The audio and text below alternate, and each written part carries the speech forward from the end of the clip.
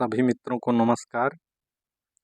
आइए आज हम लोग पढ़ेंगे यूजीसी नेट में लगे हुए नाटक अंधेर नगरी को।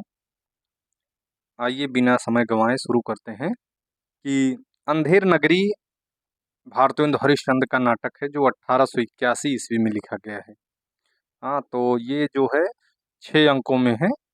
तो पहले थोड़ा सा देखेंगे भारतेंदु हरिश्चंद्र के बारे में, इनकी थोड़ी साहित्यिक भूमिका, बस 1 मिनट। तो भारतेंदु हरिश्चंद्र का जो जन्म है 1850 ईस्वी में और मृत्यु 1885 ईस्वी में हुई थी। 1873 ईस्वी में भारतेंदु ने घोषणा की कि हिंदी नए चाल में ढली। अगर ये पूछे किस पुस्तक में की थी तो कालचक्र नामक पुस्तक में की थी, इसमें लिखा नहीं है, आपको बता दे रहे हैं। आगे है कि 23 मार्च 1874 की कवि वचन सुधा में भारतेंदु का प्रतिज्ञा पत्र छपा। हम लोग आज के दिन से कोई विलायती कपड़ा ना पहनेंगे। ठीक है, 1874 में कवि वचन सुधा में छपा था। ठीक है, आगे है कि निज भाषा उन्नति हवे सब उन्नति को मूल, पै निज भाषा ज्ञान को मिटे नहीं कौशूल। ये उनकी एक निबंध है, भारतवर्ष उन्नत कैसे हो सकती है, तो उसमें ये लिखा हुआ है। ये पंक्तियां उसी से हैं कि निज भाषा उन्नति हवे सब उन्नति को मूल, पै निज भाषा ज्ञान के ओ मिटे नहीं कौशूल। ये बलिया में ददरी मेले में दिया गया एक भाषण था जो एक निबंध का रूप लिया हुआ है, भारतवर्ष उन्नत कैसे हो सकती है। ठीक है, आगे आइए कि इस युग के महत्व को स्वीकार करते हुए प्रसिद्ध आलोचक रामविलास शर्मा का कहना है कि वास्तव में ऐसा सजीव और चेतना युग हिंदी में एक ही बार आया है। किसका कथन है? रामविलास शर्मा।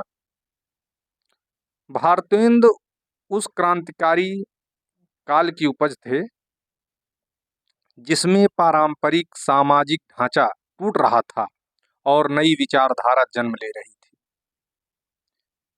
और एक इनकी पंक्तियां हैं कि देखी तुम्हारी काशी लोगों, देखी तुम्हारी काशी, आधी काशी भाड़ बकरिया और ब्राह्मण और सन्यासी। अगर ये पूछे किसकी पंक्तियां हैं या ये किसकी कविता है तो आप लोगों को भारतेंदु हरिश्चंद्र को लगाना है। ठीक है, आगे आइए। विजयनी विजय वैजयंती में इन्होंने लिखा है कि जो भारत जग में रहो सब सो उत्तम देश, ताही भारत में रहो अब नहीं दुख को लेस। ये विजयनी विजय वैजयंती से है। ये मोस्ट चीजें मैंने छांट के अलग से आप लोगों के लिए लिखी है, इसको जरूर एकदम ध्यान में रखिएगा।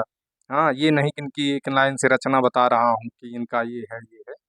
बस भारत दुर्दशा की जो कथा वस्तु है, भारत दुर्दशा की, अंधेर नगरी की नहीं, भारत दुर्दशा की कथा वस्तु देश की पराधीनता और आर्थिक शोषण से संबद्ध है। अब आइए, अंधेर नगरी शुरू होता है। अंधेर नगरी में पात्र कौन कौन से हैं उसको देखेंगे। इसके प्रमुख पात्रों में कबाब वाला, चने जोर गरम वाला, नारंगी वाला, हलवाई, कुजड़िन, मेवा वाला पठान, चूरन वाला आते हैं। अंधेर नगरी अंग्रेजी राज्य का ही दूसरा रूप है। इसमें संदेह नहीं कि भारतेंदु ने नाटकों का उपयोग सामाजिक राजनीतिक चेतना के प्रसार के लिए किया और ऐसा करने के लिए उन्होंने इस माध्यम को लोकप्रिय शैली रूपों में ढालने के लिए निरंतर प्रयत्न किया। भारतेंदु हरिश्चंद्र ने अंधेर नगरी प्रहसन भारतेंदु ने बनारस में नेशनल थिएटर के लिए एक दिन में 1881 में लिखा था, जो काशी के दशाश्वमेध घाट पर उसी दिन अभिनीत भी हुआ था। कहाँ पर? काशी के दशाश्वमेध घाट पर उसी दिन अभिनीत हुआ था। और पूछा जा सकता है एक दिन में लिखा जाने वाला नाटक कौन सा है भारतेंदु का? अंधेर नगरी है। जानते हैं, 1881 ईस्वी में लिखा गया था। ठीक, आगे यह भी कहा जाता है कि बिहार प्रांत के किसी अन्यायी जमींदार को सुधारने या राह पर लाने के लिए भारतेंदु ने यह नाटक लिखा था। अपने निबंध नाटक में भी भारतेंदु ने प्रहसन को हास्य रस का मुख्य खेल कहा है। ये पूछा जा सकता है कि हास्य रस का मुख्य खेल नाटक को किसने कहा है? तो किसने कहा है? भारतेंदु हरिश्चंद्र ने कहा है। इनका एक निबंध है नाटक नामक, उसी में कहा है कि अपने निबंध नाटक में भी भारतेंदु के ने प्रसंग को हास्य रस का मुख्य खेल कहा है। ठीक। अंधेर नगरी चौपट राजा टके शेर भाजी टके शेर खाजा, इस मतलब नाटक का जो है हर जगह ये चलता है कि ये अंधेर नगरी है और यहाँ का राजा भी चौपट है और यहाँ समस्त सामान टके शेर में मिलता है, चाहे वो सोना हो, चाहे वो सब्जी हो, चाहे वह मिठाई हो या खाजा हो, कुछ भी हो। हाँ, तो यहाँ पर हर एक चीज जो है टके शेर में मिलता है। टके में मतलब 1 टके में मिलता था, पहले टका चलता था, अब तो नहीं चलता है। आगे देखिए, भीतर बाहर सब रस चूस्यो और बाहर से तन मन धन मूस्यो, जाहिल बातन में अति तेज, क्यों सखी साजन नहीं अंग्रेज। ये भी भारतेंदु हरिश्चंद्र की पंक्तियां हैं। इसमें एक आते हैं महंत हैं, उनकी बहुत अच्छी सी पंक्तियां हैं महंत साहब की, कि महंत की चेतावनी है कि ऐसी नगरी में रहना उचित नहीं है, अर्थात ऐसी नगरी में रहना कष्टदायी हो सकता है, दुखकर हो सकता है, आपको दिक्कतें हो सकती हैं। तो कहते हैं कि बस ये ऐसे देश नहीं कनक वृष्टि जो होए, ऐसे देश में कभी नहीं बसना चाहिए जहां पर कनक माने सोना की वृष्टि माने बारिश हो। रहिए तो दुख पाहिए और प्राण दीजिए रोए। और अगर रहते हैं इस स्थान पर, मानते हैं कि आपको समस्त सामान सस्ते में उपलब्ध हो जाएगा, लेकिन पक्का है कि आप वहां पर रहकर कष्टदायी हो जाएंगे, आप कष्ट का शिकार बनेंगे, आपको हमेशा कष्ट रहेगा और आप सुखमय जीवन नहीं व्यतीत कर पाएंगे। ये किसने कहा है? महंत ने कहा है कि बस ये ऐसे देश नहीं कनक वृष्टि जो होए, और रहिए तो दुख पाइए और प्राण दीजिए रोए। तो ये महंत साहब की चेतावनी थी। हाँ, आगे कहते हैं कि अंधेर नगरी में कबाब वाला आता है, एक पात्र है, कहता है चने जोर गरम वाला, नारंगी वाला, हलवाई, कुजड़िन मेवा वाला, पठान चूरन वाला आते हैं। अंधेर नगरी अंग्रेजी राज्य का ही दूसरा रूप है, ये हो गया है। उसमें संदेह नहीं कि भारतेंदु ने नाटकों का उपयोग सामाजिक राजनीतिक चेतना के प्रसार के लिए किया और ऐसा करने के लिए उन्होंने इस माध्यम को लोकप्रिय शैली रूपों में ढालने के लिए निरंतर प्रयत्न किया है। अंधेर नगरी प्रहसन भारतेंदु ने बनारस में नेशनल, ये हो गया है, अभी तो पढ़ाए थे। यह भी कहा जाता है कि बिहार प्रांत के किसी अन्यायी जमींदार को सुधारने या राह पर लाने के लिए भारतेंदु ने यह नाटक लिखा था। ये हो गया है, ठीक है। आगे हम लोग आते हैं, यहाँ तक हो गया है और ये भी हो ही गया है, कई पेज आ गए हैं क्या। हाँ, अब यहाँ से शुरू होता है अंधेर नगरी। पहला अंक है स्थान बाह्य प्रांत। इसमें 6 अंक हैं, पहले अंकों का क्रम आप लोग लिख लीजिए। घर से बाहर निकलते हैं तो क्या होता है? बाह्य प्रांत होता है। बाह्य प्रांत मतलब बाहर जब जाएंगे तो कहाँ जाएंगे? बाजार जाएंगे, ठीक है। बाजार से आगे बढ़ेंगे तो जंगल आता है। जंगल को जब पार करेंगे तो राज्यसभा आती है, जो राज्यसभा में सब लोग अपनी सुनवाई करने के लिए जाते थे।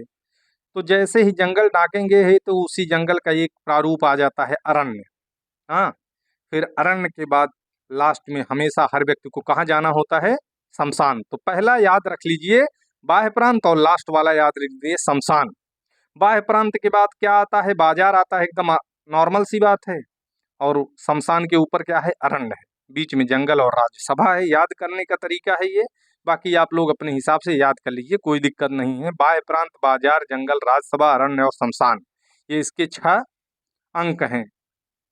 स्थान बाह्य प्रांत पहला होता है कि महान साहब कहते हैं कि लोभ पाप को मूल है और लोभ मिटावत मान। लोभ कभी नहीं कीजिए या मैं नरक निदान। लोभ कभी नहीं करना चाहिए क्योंकि ये हमेशा कष्ट को देने वाला है, ये नरक के समान है, ये नरक में ले जाने के कगार पर पहुंचा देता है। तो इसलिए लोभ नहीं कीजिए, ये इसमें भारतेंदु हरिश्चंद्र के माध्यम से बताया गया है। बाकी इसमें पात्र जो है महंत जी कहते हैं। फिर आगे दूसरा अंक आता है स्थान बाजार आता है। कबाब वाला कहता है कि कबाब गर्मा गर्म मसालेदार 84 मसाला, 72 आंच का कबाब, गर्मा गर्म मसालेदार, खाए सो होंठ चाटे, ना खाए सो जीभ काटे, कबाब लोग कबाब का ढेर बेचा टके शेर।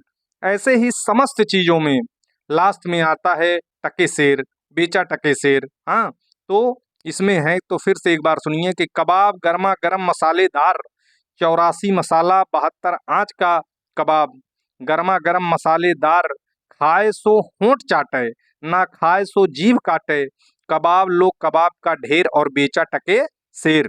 ये हो गया कबाब वाला। अब आता है अगला घासीराम।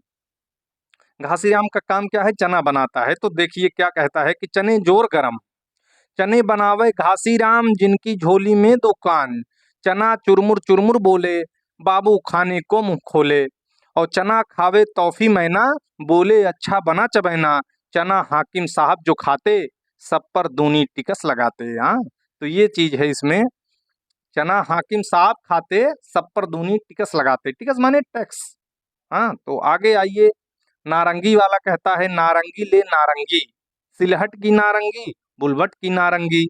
ये नारंगी वाले का, नारंगी वाली जो रहती है उसने कहा है। और हलवाई वाला कहता है ले भूर का लड्डू, जो खाए सो भी पछताए, और जो ना खाए सो भी पछताए, रेवड़ी कड़ाका पापड़ पड़ाका, ऐसी जात हलवाई जिसके 36 कौम है भाई, सब सामान ताजा, खांझा ले खांझा, टके शेर खांझा। ये कौन कहता है?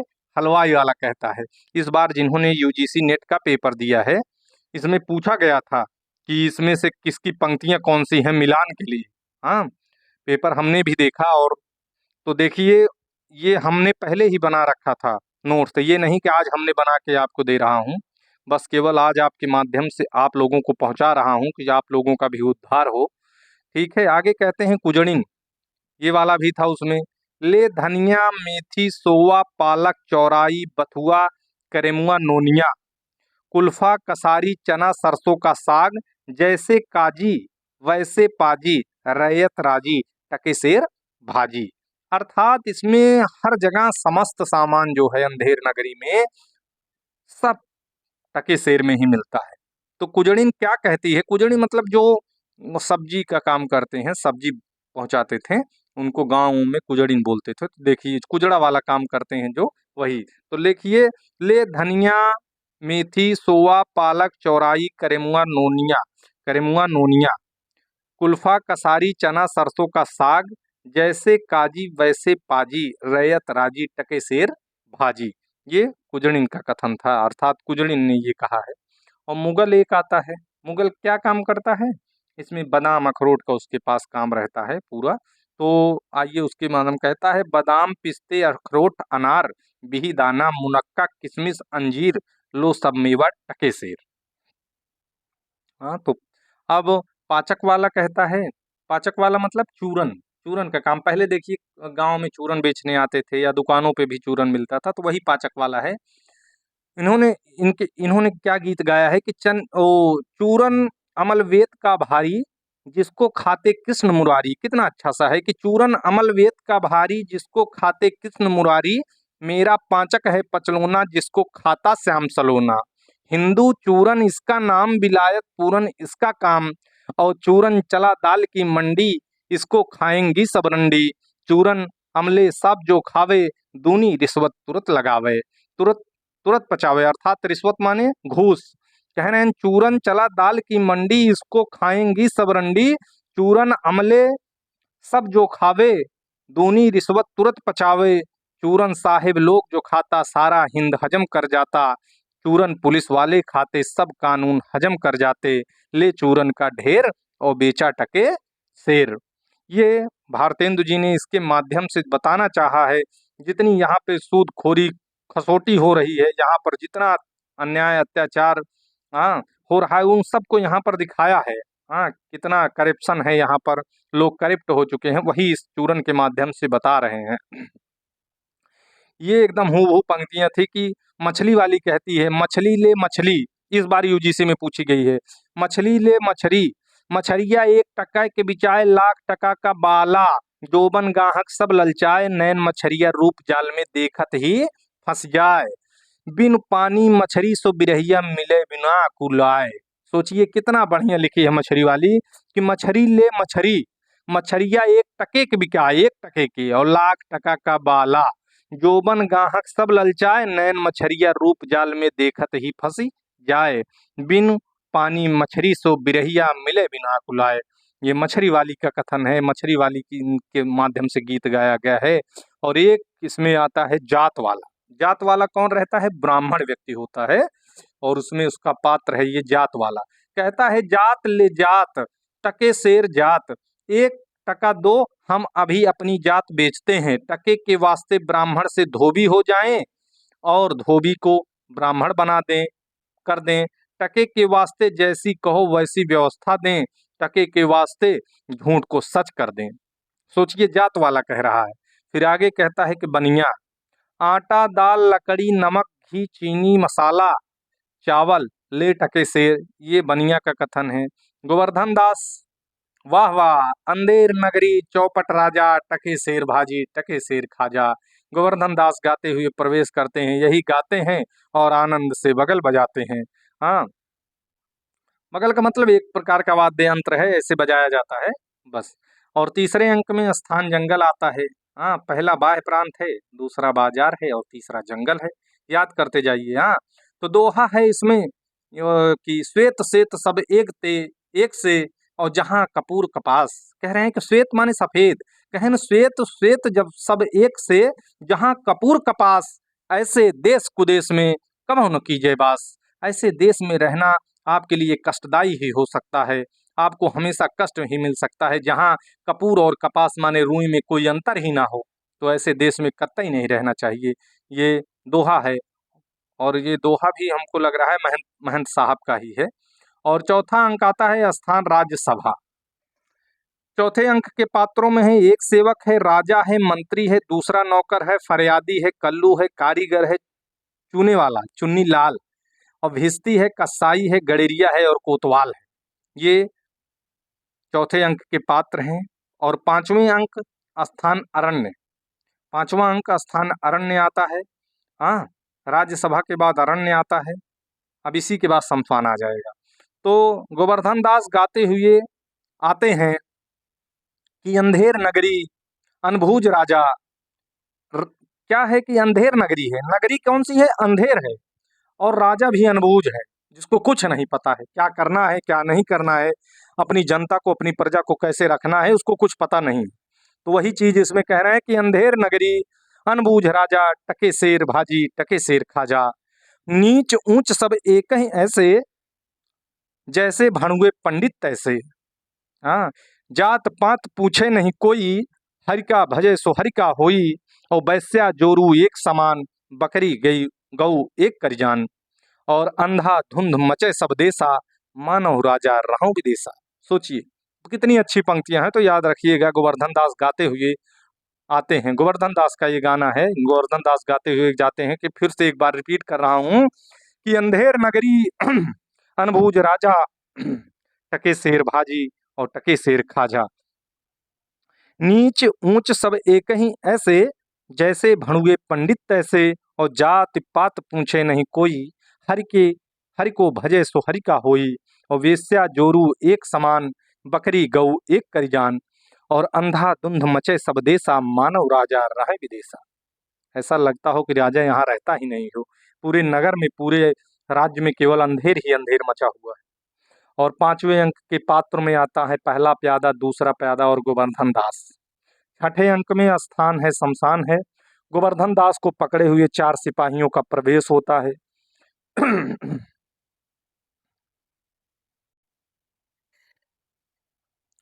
गोवर्धन दास को पकड़े हुए 4 सिपाहियों का प्रवेश होता है। गुरु कहते हैं कि मान साहब गुरु हैं जो, कहते हैं कि जहाँ न धर्म न बुद्धि नहीं, नीति न सुजस समाज, ते ऐसे ही आपो न से, जैसे चौपट राज। ये गुरु के द्वारा कहा गया है। शुरू में गुरु ने गोवर्धन दास को बहुत समझाया था, लेकिन गोवर्धन दास लालच में आकर अंधेर नगरी में चले जाते हैं, क्योंकि वहां पर समस्त सामान मिठाई सब चीज टके शेर में मिलती है, तो इसीलिए वो वहां पर चले जाते हैं। फिर गुरु का एक बार और से गीत देखिए कि जहां न धर्म न बुद्धि नहीं, नीति न सुजत समाज। सुजत समाज ते ऐसा ही आपहु न सै, जैसे चौपट राज। अब आगे आते हैं कि अंधेर नगरी की मुख्य भूमिका देखेंगे। यह नाटक इस अर्थ में समकालीन नाटक है कि यह किसी भी समय के अन्याय, अनाचार, भ्रष्टाचार, विवेक शून्यता और मनमाने पर सेसरी डालता है, सेसरी नजर डालता है। इस प्रहसन में व्यंग के माध्यम से जो कुछ भी कहा गया है उतना ही अधिक कहने की गुंजाइश भी है। रंगकर्मी और कुशल निर्देशक इस नाटक में बहुत कुछ समावेश कर सकने की क्षमता का इस्तेमाल करके अपने समय की समस्याओं को रेखांकित करते हुए उसका उत्तर खोज सकते हैं। यह कथन सत्य प्रकाश मिश्र का है। नोट कर लीजिए आप लोग, स्क्रीनशॉट ले लीजिए, बल्कि किसी कॉपी में लिख लीजिए, बार बार पढ़ने को काम आएगा। Uttar Pradesh assistant professor UGC NET, TGT, PGT कहीं भी पूछा जा सकता है, इसलिए आप लोग गंभीरता से पढ़िए, मेहनत करिए। मैं इस बार आप लोगों को पूरा 1 महीने में अगर 20 दिन में भी पेपर होता है तो नाटक, निबंध, कहानी, उपन्यास, कविताएं जो लगी हुई हैं इन सब को मतलब एक बार पढ़ाएंगे और सारे वीडियो अपलोड कर देंगे। तो आप लोग भी सहयोग करिए, वीडियो को लाइक करिए, शेयर करिए, सब्सक्राइब कर दीजिए। आप लोगों के लिए बहुत मेहनत करते हैं। कुछ कंटेंट खोजना पड़ता है, किताबों को पूरा देखना पड़ता है, कहाँ पर मैंने टिक लगाया है उसको नोट करना पड़ता है, पुराने नोट्सों को निकालना पड़ता है, कहाँ हैं सारी चीज़ों को। और खैर आप पढ़ रहे हैं यही बड़ी बात है। अगर लाइक सब्सक्राइब नहीं भी हो पा रहा है कोई बात नहीं है, क्योंकि मैं भी अभी तैयारी ही कर रहा हूँ, तो ये कुछ ना कुछ फ़ायदा हमें भी है।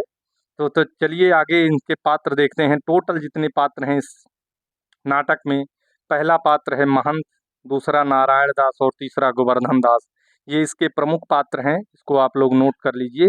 अन्य पात्रों में कबाब वाला, घासीराम, नारंगी वाला, हलवाई, कुजड़िन, मुगल है, पाचक वाला है, मछली वाली जात वाला ब्राह्मण, बनिया है, एक सेवक है, राजा है, मंत्री है, दूसरा नौकर है, फरियादी है, कल्लू है, कारीगर है, चूने वाला, चुन्नी लाल है, भिश्ती है, कसाई है, गड़ेरिया है, कोतवाल है, पहला प्यादा और दूसरा प्यादा है। ये सारे पात्र पहले आ चुके हैं, इसलिए इसको एक ही बार में आप लोगों को बता दिए हैं। वीडियो का यहीं पर समापन होता है, अब समाप्त हो रहा है। अगला वीडियो हम शाम को लेकर आएंगे। आप लोगों को डेली 1 से 2 वीडियो हम अपलोड करेंगे। आप लोग बस ध्यानपूर्वक ईमानदारी से पढ़ते जाइए। लास्ट में आप लोगों को 15 पेपर सॉल्व करवाएंगे, जो उसमें से 10 क्वेश्चन, 15 क्वेश्चन, 8 क्वेश्चन लिए हैं जो यूजीसी के माध्यम से, वो आपके लिए बहुत हेल्पफुल हो सकता है। और आज के लिए बस, धन्यवाद।